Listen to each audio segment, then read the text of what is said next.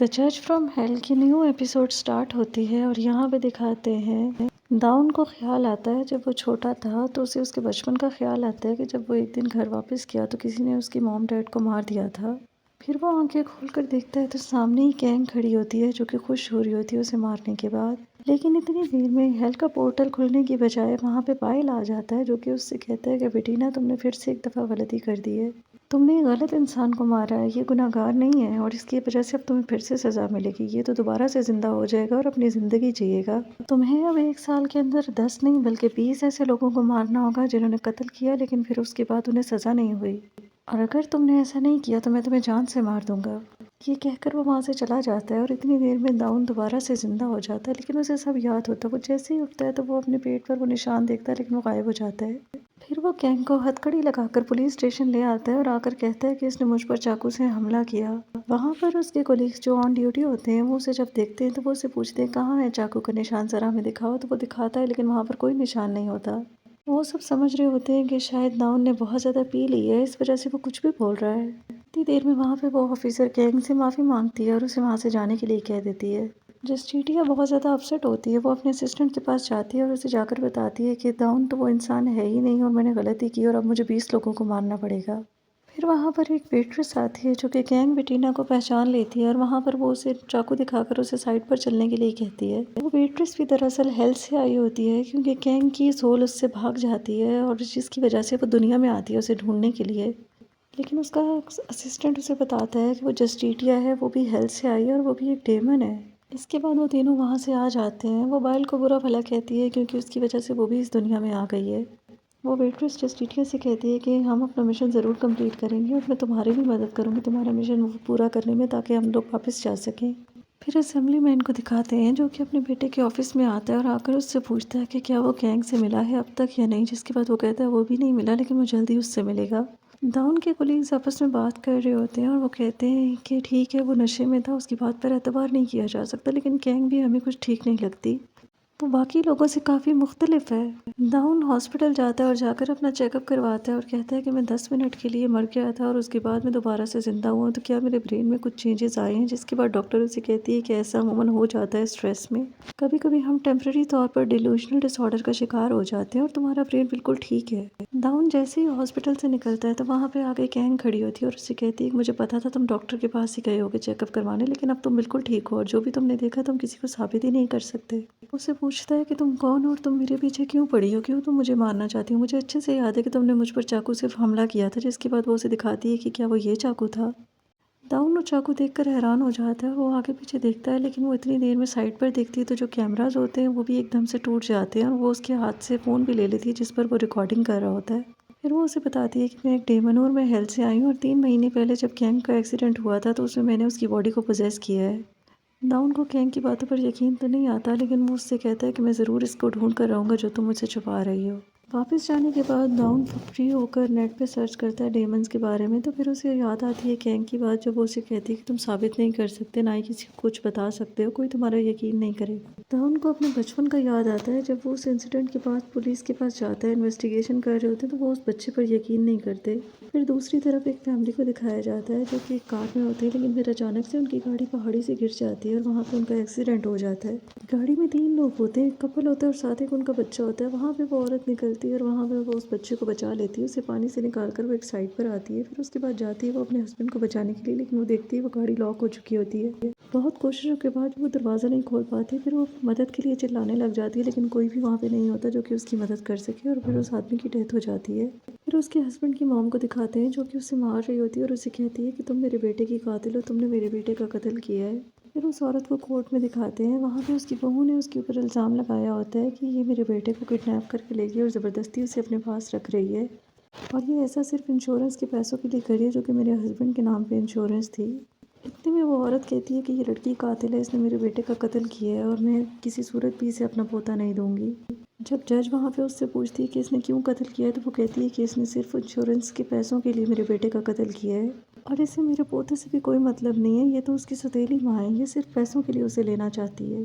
वो काफ़ी शोर मचा रही होती है कोर्ट में, जिसके बाद जज उसे बाहर ले जाने का ऑर्डर दे देती है।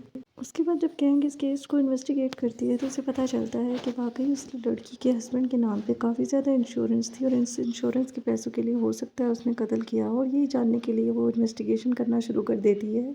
लेकिन वो जैसे ही अपने ऑफिस से बाहर निकलती है तो वहाँ पे दाउन खड़ा होता है और वो स्पीकर पर ज़ोर ज़ोर से उसका नाम पुकार रहा होता है। जब वो नीचे जाती है और जाकर उससे पूछती है कि उसने क्यों शोर मचाया हुआ है, तो वो उसे कहता है कि मैंने तुम्हें काफ़ी कॉल्स की थी लेकिन तुमने मेरी फ़ोन आंसर ही नहीं किया और ना ही तुमने मेरे मैसेज का जवाब दिया, इसलिए मुझे यहाँ आना पड़ा। वो उसे पीछा करने से मना करती है लेकिन वो उसे कहता है कि जब तक मुझे सच्चाई का पता नहीं चल जाता तब तक मैं अब हार नहीं मानूंगा।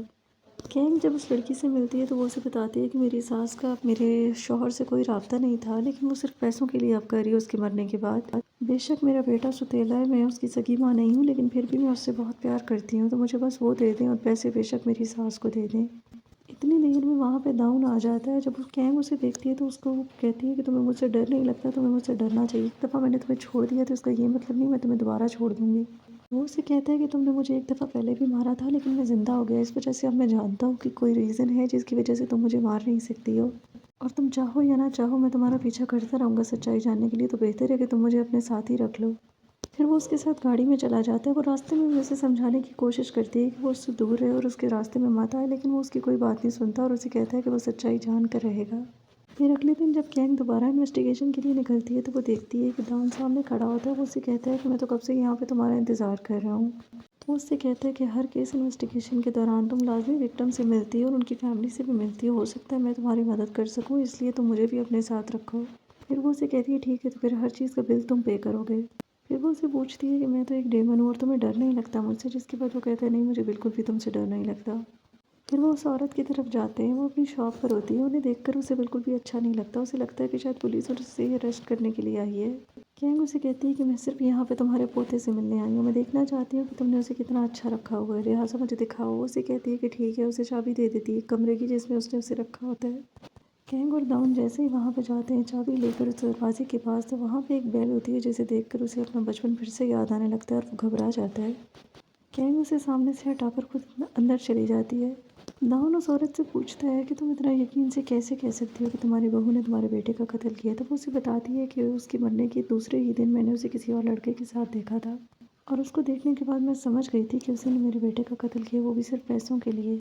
उसके बाद वो 2 दिन के लिए अपने घर से गायब रही। उसे मेरे पोते की कोई फिक्र नहीं थी, इस वजह से मैं उसे अपने साथ ही यहाँ पर ले आई। कैम उससे पूछती है कि क्या उसके पास कोई सबूत है इन सब चीज़ों के लिए, तो वो उसे मना कर देती है और कहती है कि उसके पास और कुछ भी नहीं है बताने के लिए। फिर इतनी देर में वो वहाँ पे बोर हो जाती है और चली जाती है वहाँ से उस बच्चे के साथ। फिर वो उस बच्चे से पूछती है कि तुम्हारी दादी इतनी सख्त और एरोगेंट क्यों है, तो वो उसे कहता है कि नहीं वो तो बहुत अच्छी हैं। फिर वो उसे पूछता है कि क्या वाकई में हेल और हेवन होता है, और अगर होता है तो मेरे बाबा इस वक्त कहाँ होंगे। वो उसे कहती है कि मैं तो खुद यहाँ पर फंसी हूँ, मैं तुम्हें कैसे बता सकती हूँ कि इस वक्त वो कहाँ होंगे। फिर वो उसे अपने साथ लेकर जाता है अपनी ड्राइंग्स दिखाने के लिए। जब वो ड्राइंग्स देख रही होती है तो उसे समझ में आ जाता है। वो उससे पूछती है कि क्या कुछ ऐसा है जो तुम मुझसे छुपा रहे हो। कैंग के पूछने पर वो बताता है कि एक्सीडेंट की रात को उसकी मॉम ने उसके डैड की सीट बेल्ट के ऊपर कुछ लगा कर चिपका दिया था, जिसके बाद वो खुल नहीं रहा था, और उसके बाद गाड़ी को पहाड़ से नीचे पानी में फेंक दिया। इस एक्सीडेंट के बाद वो बच्चा भी काफ़ी डर जाता है, लेकिन उसकी स्टेप मॉम उसे वहाँ से निकाल लेती है और उसके बाद गाड़ी को लॉक करके वहाँ से चली जाती हैं, और पानी में होने की वजह से वो आदमी मर जाता है।